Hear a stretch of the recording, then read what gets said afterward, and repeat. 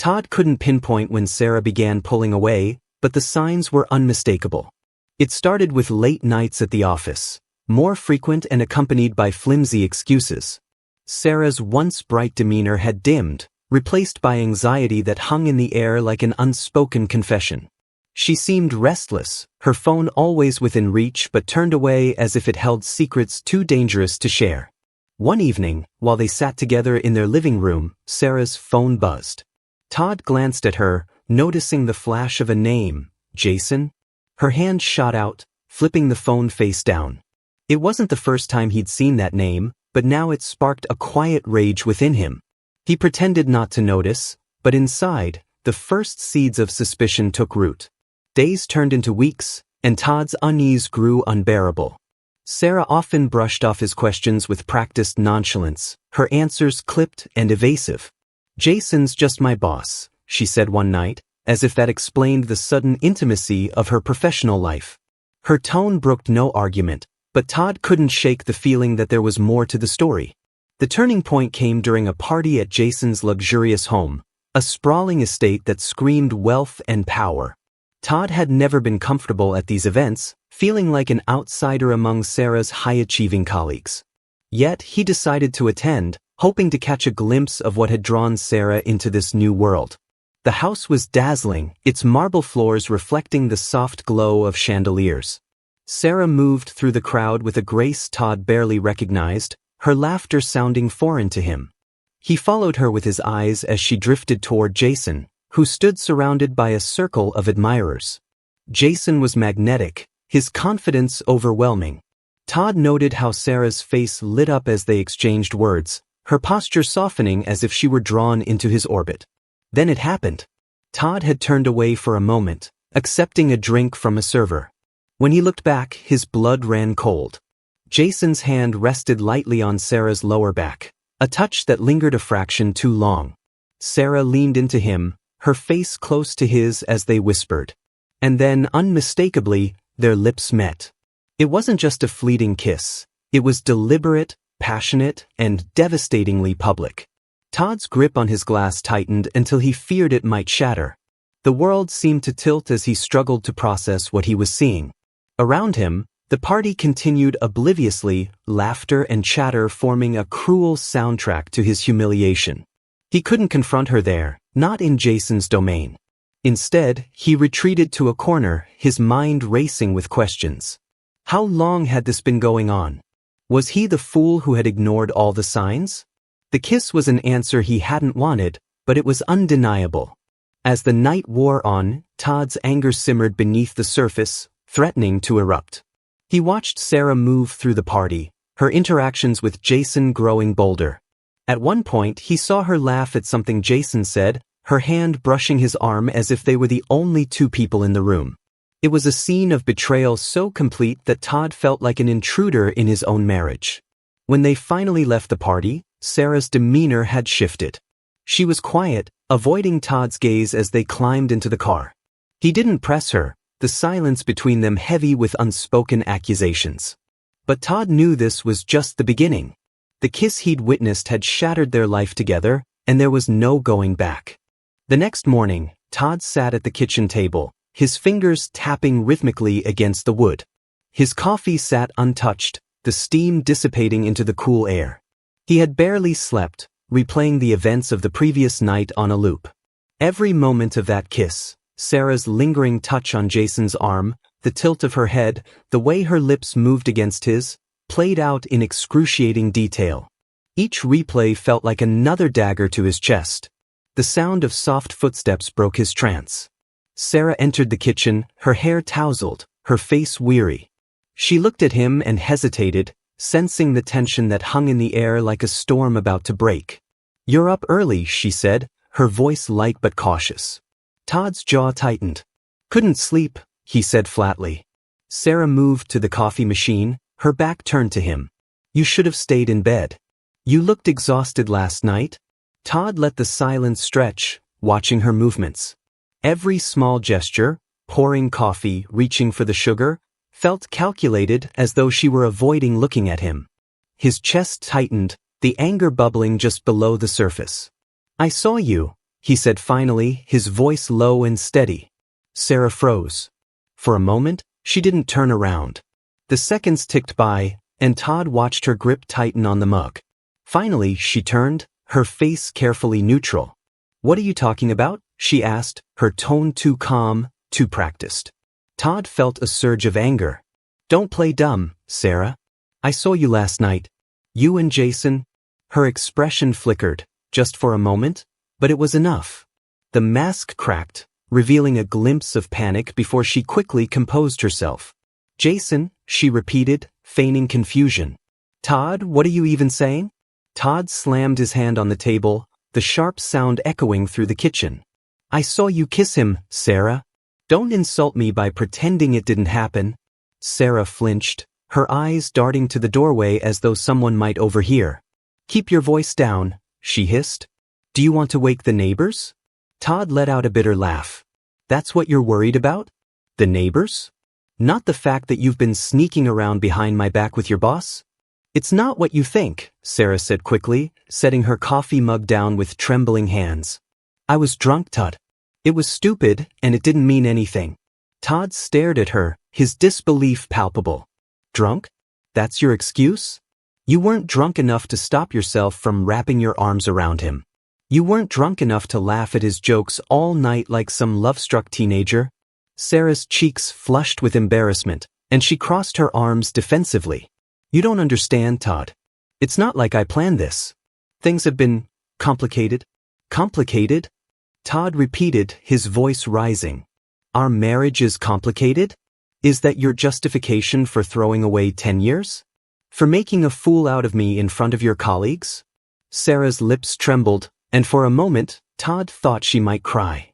But instead, she squared her shoulders, her tone shifting to anger. "Don't act like you're perfect, Todd. You've been so distant lately, always buried in your work, barely even noticing me." Todd felt the accusation hit like a slap. "So this is my fault now?" he said incredulously. "You're saying I pushed you into Jason's arms?" "I'm saying it's not as black and white as you're making it," Sarah snapped. "You don't see how lonely I've been, how much I've been struggling. Jason, he listens. He makes me feel—" "Don't you dare," Todd interrupted, his voice a low growl. "Don't you dare tell me how Jason makes you feel. Do you even hear yourself? You're trying to justify your betrayal by blaming me." Sarah's face crumpled, the cracks in her composure widening. "I didn't mean for it to happen, Todd," she said, her voice breaking. "It was a mistake. I'm sorry." Todd stood, pushing his chair back with such force that it toppled over. "A mistake," he repeated, his voice cold. "A mistake is forgetting our anniversary or burning dinner. This is a choice. A deliberate choice to destroy everything we've built." Tears welled up in Sarah's eyes, but Todd felt no sympathy. The image of her and Jason was still too fresh, too vivid. He leaned over the table, his voice dropping to a dangerous whisper. "Do you have any idea how humiliating it was to stand there and watch? To see the woman I love betray me like that?" "I'm sorry," Sarah said again, her tears falling freely now. "I don't know what else to say, Todd." Todd shook his head, his anger giving way to a hollow ache. "I trusted you, Sarah. I thought we were partners. But now, I don't even know who you are anymore." For a moment, neither of them spoke. The only sound was Sarah's quiet sobs, the weight of their shattered trust pressing down on both of them. Finally, Todd turned away, his voice devoid of emotion. "I need some time to think," he said. "I don't even want to look at you right now." Sarah reached out as if to stop him, but he brushed past her, leaving her standing alone in the kitchen. The silence that followed was deafening, the echoes of their confrontation lingering like ghosts in the empty house. Todd climbed the stairs, each step feeling heavier than the last. He closed the bedroom door behind him, shutting out the world, and the woman he no longer recognized. Todd couldn't let the confrontation rest. His anger towards Sarah burned like an ember, but his instincts told him there was more to her betrayal than a stolen kiss. The unease he'd felt for weeks wouldn't quiet, and he needed answers. Instead of retreating into sorrow, Todd decided to look for clarity. If Sarah wasn't going to be honest, he would uncover the truth himself. Her phone had always been locked, and she guarded it like a dragon hoarding gold. But her laptop, he knew, was a weak link. It was connected to their shared Wi-Fi, which gave him a small chance to access files remotely.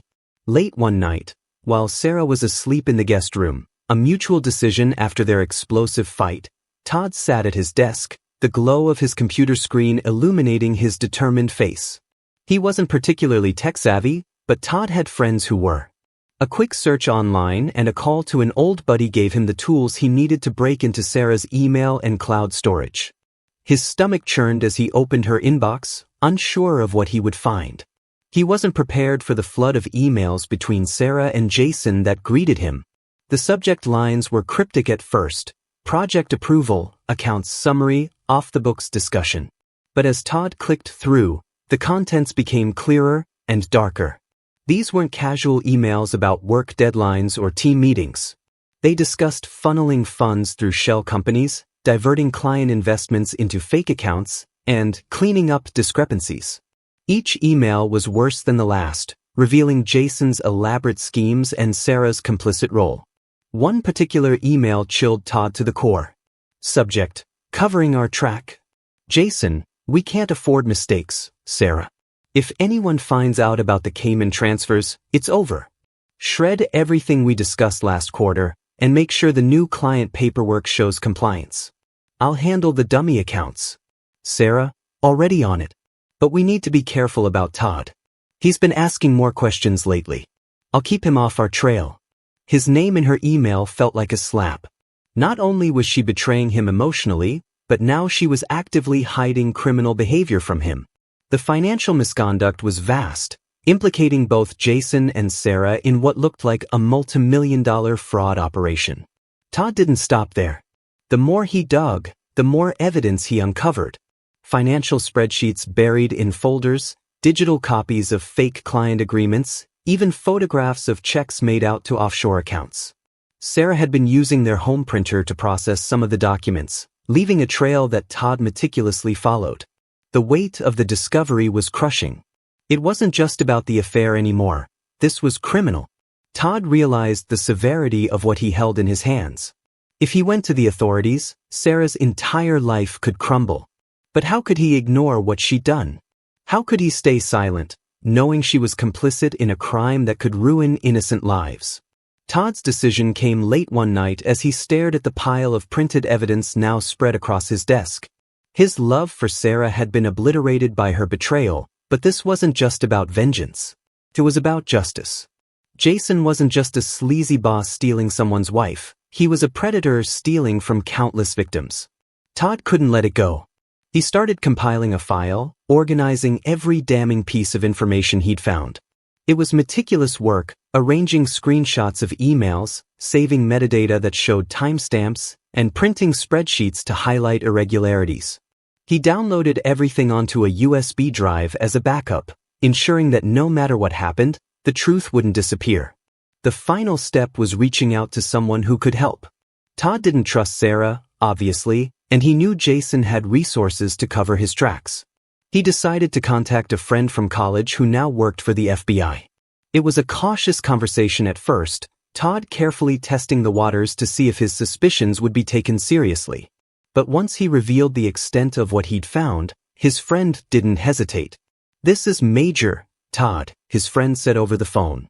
"If what you're telling me is accurate, Jason and Sarah are looking at federal charges. You did the right thing by bringing this forward." The plan moved quickly from there. Todd handed over the USB drive, and the FBI launched a preliminary investigation. Todd felt a mix of relief and dread as he watched events unfold. He'd taken the right step, but it was a step that would likely destroy Sarah's life. The fallout began 2 weeks later when Sarah came home to find agents waiting for her. Todd watched from the living room as they calmly asked her to sit down, presenting her with a warrant to search the house. Sarah's face turned white, her hands trembling as she glanced at Todd, her eyes wide with panic. "What's going on?" she asked, her voice shaky. Todd didn't answer. He couldn't. The shame and betrayal he'd carried boiled over, but it wasn't the time to argue. The agents moved methodically, combing through the home office, confiscating files, and even taking Sarah's laptop. Jason's name was mentioned several times, and with each utterance, Sarah's composure cracked further. When they finally left, Sarah turned on Todd, her eyes blazing with desperation. "What did you do?" she demanded. "Did you report me?" Todd stood, his hands in his pockets. "What did I do?" he repeated bitterly. "Sarah, what didn't you do? You lied to me. You cheated on me. And now I find out you've been helping Jason steal millions? What was I supposed to do? Protect you? Keep your dirty little secrets?" Her face crumpled, and for a moment, Todd thought she might actually confess. But then she straightened, her anger overtaking her fear. "You don't understand what it was like," she said, her voice rising. "You were never there, Todd. Jason offered me an opportunity, and I—" "An opportunity?" Todd snapped, cutting her off. "To destroy people's lives? To make yourself a criminal? Don't you dare blame me for this, Sarah. This is all on you." She didn't respond, her mouth opening and closing as she struggled for words. The humiliation in her eyes was clear. She knew she was cornered, and there was no escape. The final blow came weeks later when Jason's arrest made headlines. The FBI uncovered even more than Todd had anticipated. Jason had been laundering money for years, with Sarah acting as his accomplice in covering up discrepancies. Todd read the articles with a mix of satisfaction and sorrow. Sarah's name wasn't publicized yet, but it was only a matter of time. When her indictment came, it was a quiet affair, just a knock at the door and 2 agents escorting her out while neighbors looked on. As Todd watched her being led away, he felt no triumph, only a hollow sense of closure. Their marriage was in ruins, their life together a smoldering wreckage. But he knew one thing for sure: the woman he'd once loved was gone, replaced by someone he couldn't even recognize. The scandal exploded into public view like a bomb, shaking the very foundation of Jason's empire. Todd first heard about it on the morning news, a polished anchor delivering the story with detached professionalism. Prominent businessman Jason McAllister is facing allegations of financial misconduct and fraud, she announced. Sources say McAllister has been implicated in a multi-million-dollar scheme involving offshore accounts, falsified financial records, and embezzlement. Todd couldn't look away from the screen. The image of Jason being escorted out of his office in handcuffs played in a loop. The man who had kissed Sarah so brazenly at that party now looked pale and defeated, his confident smirk replaced by a grim expression of shame. The story only got worse from there. Reports surfaced detailing how Jason had used his company, McAllister Investments, to launder money through fake accounts, funneling millions into private accounts overseas. His employees, once loyal to him, came forward in droves to share stories of manipulation and coercion. Sarah's name wasn't mentioned initially, but Todd knew it was only a matter of time.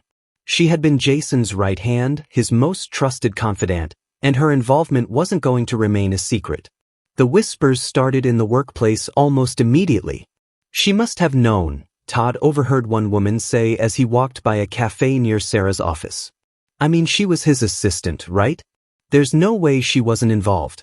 Todd returned home to find Sarah sitting on the couch, her face pale and blotchy.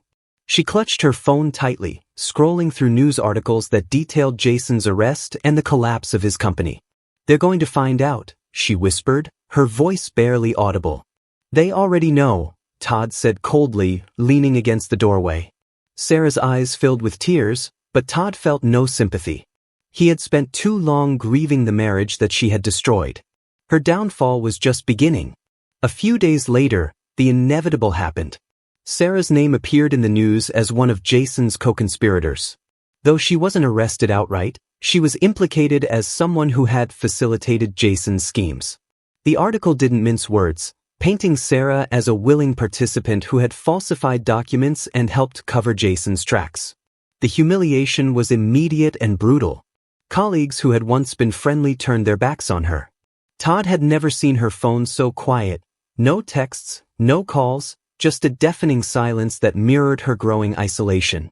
By the end of the week, Sarah was called into a meeting with her company's HR department. Todd didn't ask her what happened, but the sight of her walking through the front door with a cardboard box full of her belongings told him everything.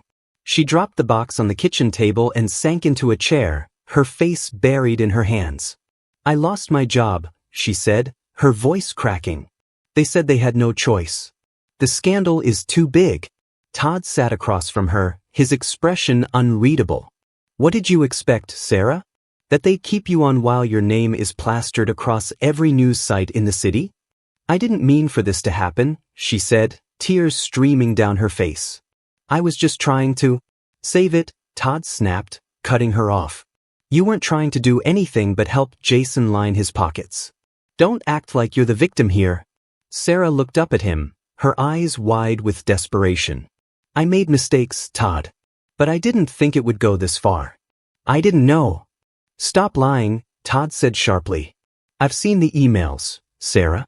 I've seen the spreadsheets. You knew exactly what you were doing.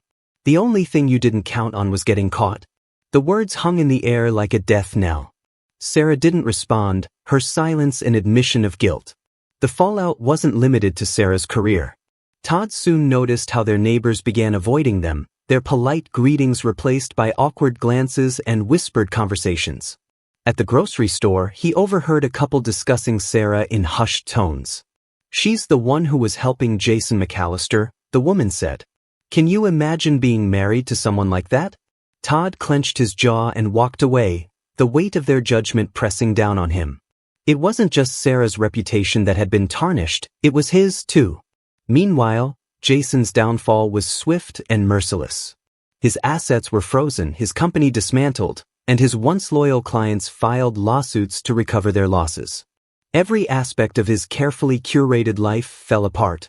Paparazzi camped outside his mansion, capturing every humiliating moment as he was forced to leave his home, his belongings carted away by debt collectors. The trial was a media circus. Jason's smug arrogance was replaced by a broken man who barely spoke above a whisper. Sarah wasn't called to testify, but the prosecution made sure her name was brought up repeatedly, cementing her role in the scandal. For Todd, the trial was a strange mix of vindication and sadness. He watched the proceedings from home, the sound of the judge's gavel echoing through the living room. When Jason was sentenced to 15 years in federal prison, Todd felt a flicker of satisfaction. Justice had been served, but the damage to his life remained.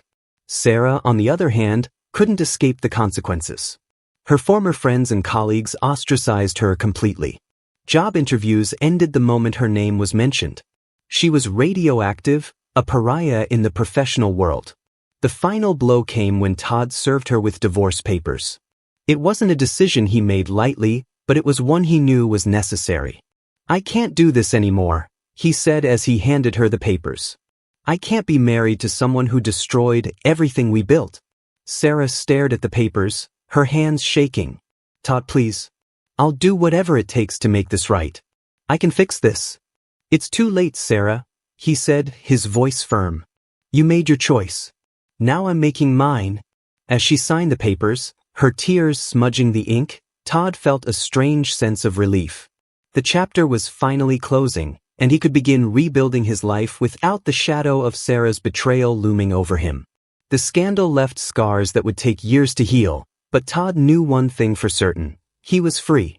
And as he watched Sarah walk out of the house for the last time, her head bowed in shame, he realized he no longer felt anger or hatred. All that remained was a hollow sense of closure, and the faint hope that he could one day find peace. The morning Todd decided to file for divorce, he stared at himself in the bathroom mirror, feeling like a stranger. The man reflected back looked older, worn down by betrayal, anger, and the overwhelming scandal that had consumed his life. He had spent weeks grappling with the idea, debating whether ending the marriage was the right decision. But every time he looked at Sarah, he saw Jason's smug face and the lies she had woven to cover her crimes. By the time Todd arrived at the lawyer's office, the decision felt final. The paperwork was straightforward, at least on the surface, but signing his name on those documents felt like a blade carving into his chest. He wasn't just ending a relationship, he was dismantling a decade of shared memories, dreams, and the trust he had once thought unshakable. When Todd returned home, Sarah was waiting for him in the living room. She must have known something was coming. Her eyes were puffy, her lips pressed tightly together as she sat stiffly on the couch. We need to talk, Todd said, his voice colder than he intended. Sarah nodded, her hands clasped tightly in her lap. "I know," she whispered. Todd placed the divorce papers on the coffee table between them, the bold black letters spelling out dissolution of marriage stark against the cream-colored paper. Sarah's eyes darted to the document, her breath hitching as she realized what it was. "You're serious," she said, her voice trembling. "I can't do this anymore, Sarah," Todd replied, his tone steady despite the storm raging inside him. "This marriage is over. You destroyed it the moment you lied to me, the moment you betrayed me.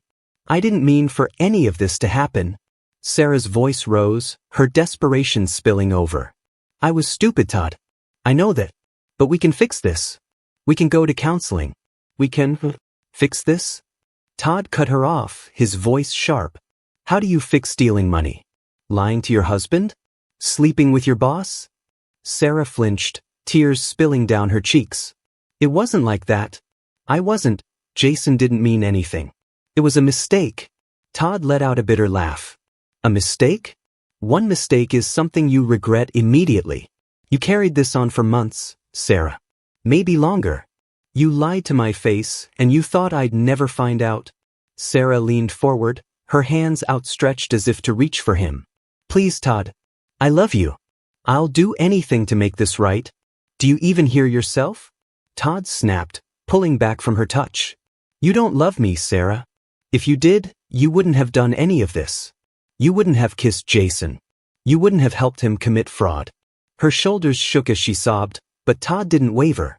The anger that had fueled him for weeks was now tempered by exhaustion. "I've given this enough thought," he said. "There's nothing left to save. Sign the papers, Sarah.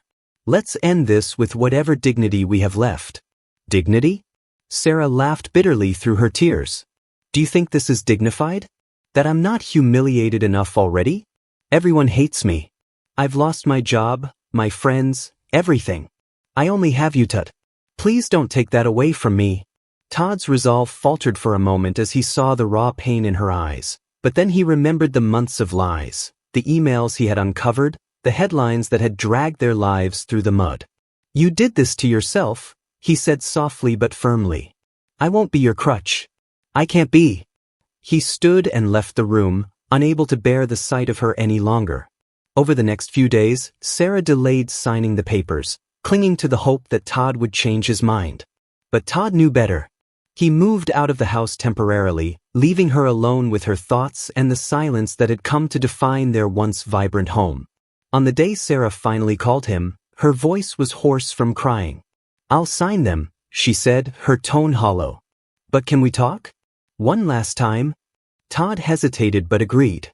He owed her that much, if only for the sake of closure. When he arrived at the house, Sarah was waiting at the kitchen table, the papers neatly stacked beside a pen. Her eyes were bloodshot, her hair unkempt. She looked like a ghost of the confident woman he had once loved. "I don't expect you to forgive me," Sarah began, her voice barely above a whisper. I want you to know that I did love you, Todd. I still do. I made mistakes, horrible mistakes, but I never stopped loving you." Todd sat across from her, his expression unreadable. "If you loved me, Sarah, you wouldn't have betrayed me. Love isn't just a feeling. It's trust, respect. And you destroyed both." "I know," Sarah said, her voice breaking. "And I'll regret it for the rest of my life. But can you honestly say you never made mistakes? That you never hurt me?" Todd frowned, caught off guard by her question. "I'm not perfect," he admitted. "But I never lied to you. I never cheated on you. And I never put you in a position where your life could be destroyed." Sarah nodded, tears streaming down her face. "You're right. I don't deserve your forgiveness. But I needed you to hear me. To know that I'm sorry."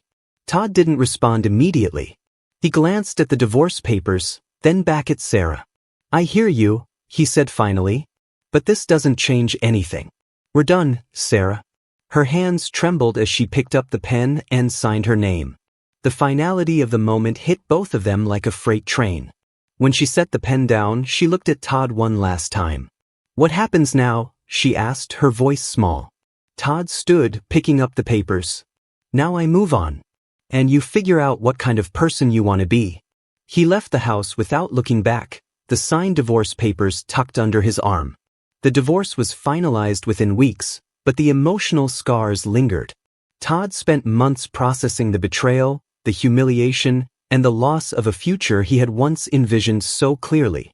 He threw himself into his work, determined to rebuild his life on his own terms. Sarah, meanwhile, faded into obscurity.